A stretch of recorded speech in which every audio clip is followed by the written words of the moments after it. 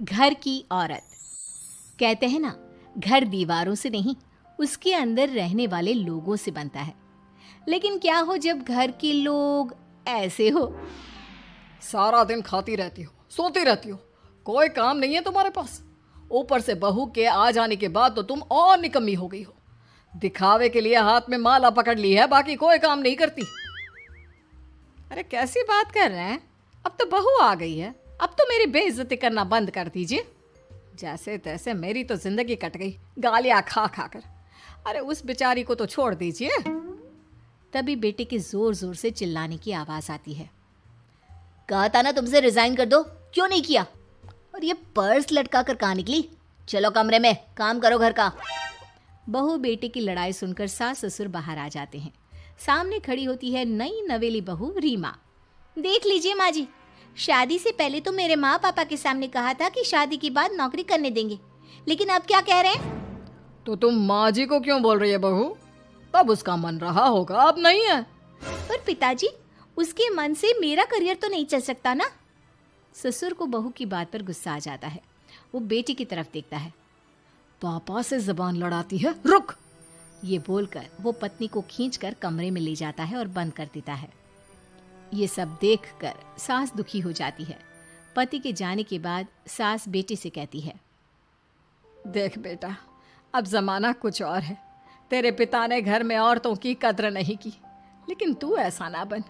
शहर की समझदार पढ़ी लिखी लड़की से शादी की है तूने, उसका ख्याल रखा कर, तमीज से पेश आया कर। जा, बहू को कमरे से बाहर ले आ। लेकिन बेटा नहीं मानता और बहू कमरे में सारा दिन बंद रहती है। शाम को बेटा बाहर जाता है कि सास चाय और बिस्कुट लेकर बहू के कमरे में जाती है। बहू बेटा ये ले, चाय पी ले। रो रो कर कैसी शक्ल बना ली है बेटा। माँ जी, ये कैसे लोग हैं? आप कैसे मैनेज कर रही हैं? ऐसे थोड़ी ना होता है माँ जी। घर की औरतों को तो पिताजी और ये इंसान समझते ही नहीं। क्या करूं बेटा, मैंने तो जैसे तैसे सह लिया, लेकिन तू ना सहना। दोनों बात कर ही रहे थे कि ससुर आ जाते हैं। अच्छा, तो अब बहू को भड़का रही हो? बहुत दिन हो गए मार खाए, अब क्या बहू के सामने खाओगे? जाओ यहाँ से, और जरूरत नहीं है ज्यादा इस लड़की को सर पर चढ़ाने की, समझी? बहू को ससुर की बात पर गुस्सा आ जाता है, लेकिन वो कुछ नहीं कहती। आए दिन बहू देखती है कि कैसे उसकी सास और उसके साथ उसका ससुर और पति गंदा व्यवहार करते हैं। फिर एक दिन, ये क्या बनाया है? खाना बनाना नहीं आता क्या? ये बोलकर वो खाने की भरी सारी थाली फेंक देता है। अरे बेटा कोई बात नहीं, शांत हो जा, मैं अभी बाहर से कुछ मंगवा देता हूँ। हाँ पापा, ऑर्डर करिए। ऐसे खाने से तो पेट भरने से रहा। वैसे खाना तुमको बनाना आता नहीं और बाहर जाकर नौकरी करना चाहती हो। अरे तुम जैसे को तो पूछते भी नहीं है बाहर। बहू को पति की बात पर गुस्सा आता है, तभी सास बोल पड़ती है। तेरे से ज्यादा पढ़ी लिखी है, वो तो तूने इसे कहा था कि तू नौकरी करने देगा तो तुझसे शादी कर ली, वरना ना ही करवाते इसके माँ बाप तुझसे शादी इसकी। और कमाती भी ये तेरे जितना ही है बेटा। बहू हैरान रह जाती है कि जो सास खुद के लिए एक बार भी खड़ी नहीं हुई, वो उसके लिए बेटे को भी भला बुरा सुना रही है। उसकी नज़र में सास की इज्जत और बढ़ जाती है। वो सास को देखकर ये सब सोच ही रही थी कि उसके कान में एक जोर से चांटे की आवाज आती है। किसको किसको मार पड़ी? वो देख ही रही होती है कि उसकी नज़र जमीन पर बैठी सास पर पड़ती है। अभी तो धीरे से मारा, फिर जुबान खोली ना तो ऐसा मारूंगा कि कान के पर्दे फट जाएंगे। सास रो रही थी। बेटा और पति वहां से चले जाते हैं। पिताजी अच्छा किया माँ को जोर का चांटा लगाकर, आगे से जबान खोलने से पहले 4 बार सोचेंगी।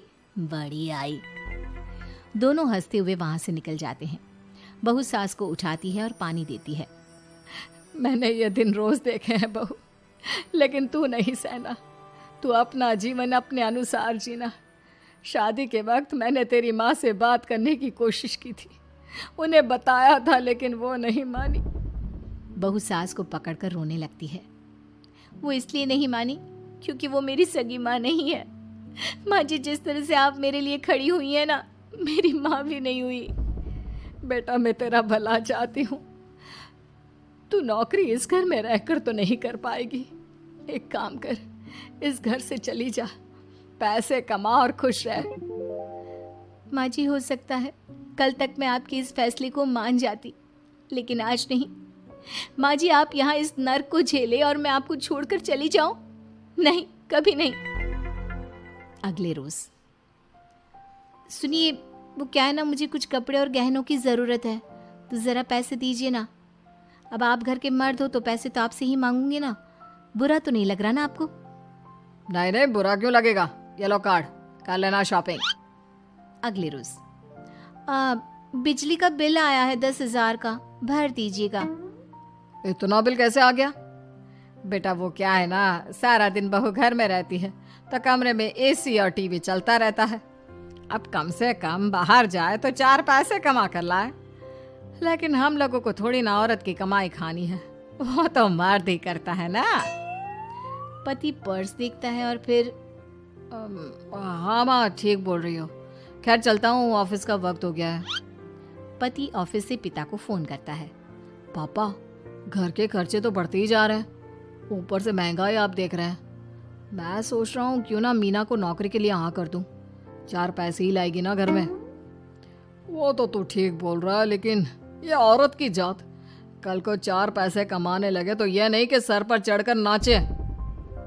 हाँ पिताजी, बात तो सही है, वो तो आप हैं जो माँ को मुट्ठी में रखा है, वरना मेरी वाली तो। खैर, सोचते इस बारे में। शाम को पूरा परिवार साथ बैठा होता है। वो कल पनीर की सब्जी बनानी है तो थोड़े पैसे देकर जाना। और हाँ, कीर्तन भी रखा है संडे को, उसके लिए सामान की लिस्ट बना दी है, ले आना। पापा को दे दो, वो ले आएंगे। अरे पापा कहाँ से ले आएंगे, मेरे पास नहीं है पैसे वैसे। लो, पैसे ही नहीं है? मेरे पापा की जेब तो हमेशा नोटों से भरी रहती है। बेटा, लक्ष्मी को जो पूजता है ना, उसके पास लक्ष्मी रहती है। जो घर की औरतों को मारे पीटे, वो भला कैसे लक्ष्मी का लाभ ले सकता है? वाह वाह, क्या बात है, तो जबान खुल रही है तुम्हारी। लगता है भूल गई पुरानी मार और डांट, क्या? हाँ माँ जी, शांत हो जाइए, मैं नहीं देख सकती आपको मार खाता, और फिर हो सकता है कि मैं आपको बचाने आऊँ तो ये भी मुझे मारे। ठीक है बहू, मैं कुछ नहीं कहती, तू ये लिस्ट बस दे दे, मैं चलिए आराम करने। फिर अगले रोज, सुनिए जी, वो मायके जाना है, वो क्या है ना, शादी के बाद से गई नहीं, तो ट्रेन की टिकट बुक करवा देना। तो मैं भी तो साथ जाऊंगा ना तुम्हारे। तो ठीक है, फिर फ्लाइट की ही टिकट करवा दीजिए। वो क्या है ना, अच्छा थोड़ी ना लगता है, आप पहली बार मेरे साथ जा रहे हो और हम ट्रेन से चले, ठीक है ना? पति ऑफिस जाता है, जहाँ उसका दोस्त कहता है, अरे क्या हो गया यार, परेशान सा दिख रहा है, तेरी तो नई नई शादी हुई है, भाभी परेशान कर रही है क्या? अरे नहीं यार, तू तो जानता है थोड़ी सी कमाई में घर चलाना मुश्किल हो रहा है, तू कैसे मैनेज करता है यार? कैसे क्या यार, तू जानता है ना मेरी बीवी रिया को, वो टीचर है, फिर घर में ट्यूशन करती है, साथ में बच्चे भी पढ़ लेते हैं। यार, घर नाम की गाड़ी दोनों पहियों के साथ चलने से ही चलती है, वो भी कमाती है और मैं भी, और चल रहा है घर बस। पति को दोस्त की बात समझ में आती है, लेकिन पिता का ज्ञान कैसे भूल सकता था? भाई, कल को सर पर चढ़कर नाचने लगी तो। शाम को घर आता है, जहाँ उसकी बुआ और उसका बेटा बैठे होते हैं। अरे आ गया लल्ला, कैसा थका थका सा लग रहा है, सब ठीक है ना? नमस्ते बुआ, कैसे आना हुआ? कैसा है रमेश? भाई को तो भाई की याद ही नहीं आती। अरे नहीं नहीं भैया, याद नहीं आती तो यहाँ कैसे आता, ये लीजिए मेरी शादी का कार्ड, जरूर आना। पति कार्ड खोलता है। डॉक्टर रश्मि? अरे वाह, तेरी होने वाली बीवी डॉक्टर है। और क्या भैया, आपकी बीवी इंजीनियर तो मेरी डॉक्टर। तभी वहाँ सास आ जाती है। अरे जब घर में ही बिठाना है बेचारी को, तो काहे का इंजीनियर है, तो काम वाली ही, घर का काम करती है और आराम। इतनी पढ़ी लिखी लड़की को घर पर क्यों बिठा रखा है? अरे बहू कहीं झोला छाप डिग्री तो नहीं लेकर आई है? पत्नी की बुराई सुनकर पति को गुस्सा आता है। नहीं बुआ, यूनिवर्सिटी टॉपर है मेरी मीना, और हाँ, बड़ी कंपनी में काम भी करती है, बस शादी के बाद कुछ महीनों की छुट्टी ली थी, अगले हफ्ते से ऑफिस शुरू हो जाएगा। क्यों मीना? तभी ससुर आ जाते हैं। हाँ, लेकिन फिर घर का काम कैसे होगा? और पैसे कमाने लगेगी तो सर पर।